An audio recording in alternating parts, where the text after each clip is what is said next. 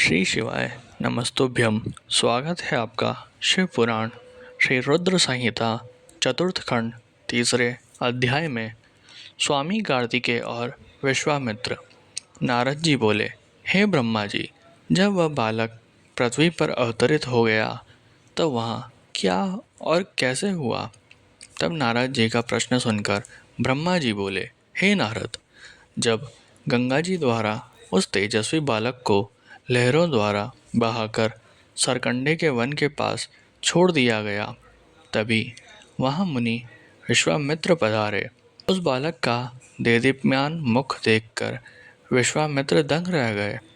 वह बालक दिव्य तेज से प्रकाशित हो रहा था। उसे बड़ा प्रतापी और बलशाली जानकर मुनि विश्वामित्र ने उसे नमस्कार किया और उसकी स्तुति करने लगे।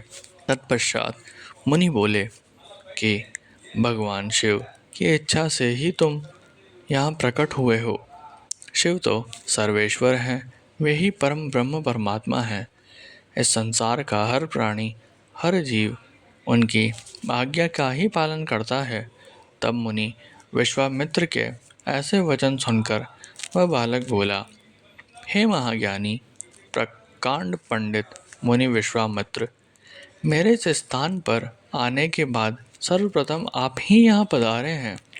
निश्चय ही आपका यहाँ आना भगवान शिव की प्रेरणा से ही प्रेरित है।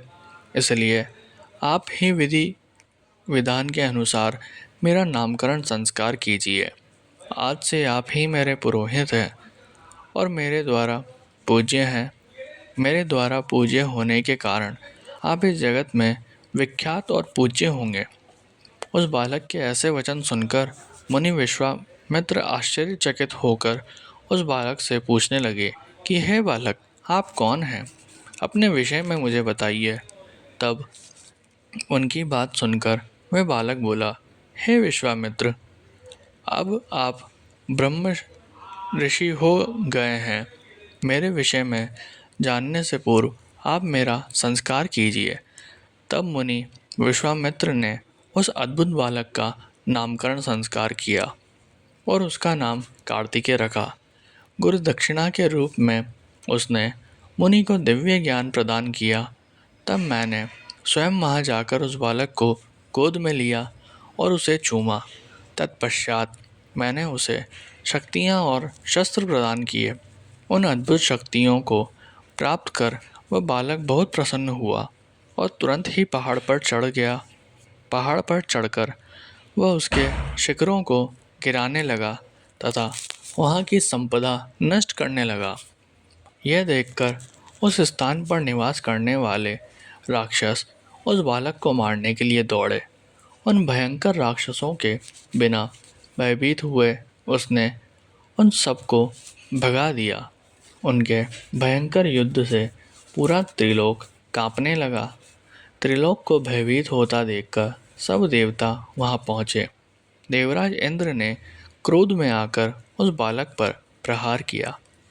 इस प्रहार के फलस्वरूप उस बालक के शरीर में विशाख नाम का दूसरा पुरुष पैदा हो गया। उन्होंने उस बालक पर एक और प्रहार किया तो नेगम नाम का एक और महाबली पुरुष पैदा हो गया। इस प्रकार इंद्र के प्रहारों से 4 स्कंद पैदा हुए जो बहुत वीर और बलवान थे। तब क्रोधित होकर ये चारों स्कंद एक साथ मिलकर स्वर्ग के राजा इंद्र को मारने के लिए दौड़े। यह देखकर इंद्र घबराकर अपनी जान बचाने के लिए कहीं दूर जाकर छिप गए। उनको ढूंढते ढूंढते वह बालक उनके धाम स्वर्ग में पहुंच गया। उस समय जब वह बालक स्वर्ग पहुंचकर देवराज इंद्र को ढूंढ रहा था, एक सुंदर सरोवर में 6 कृतिकाएं स्नान कर रही थी। उस सुंदर सलोने बालक को देखकर वह उसे प्यार करने और गोद में खिलाने के लिए दौड़ी और उसे पकड़कर ले आई। तब उन कृतिकाओं ने उस नन्हे बालक को बहुत प्यार किया और तब से आपस में उसे दूध पिलाने के लिए लड़ने लगी। तब उस बालक ने 6 मुख धारण करके सब माताओं का स्तनपान किया। तब वे प्रसन्नतापूर्वक उस बालक को अपने साथ अपने लोक में ले गई और उसका लालन पालन करने लगी।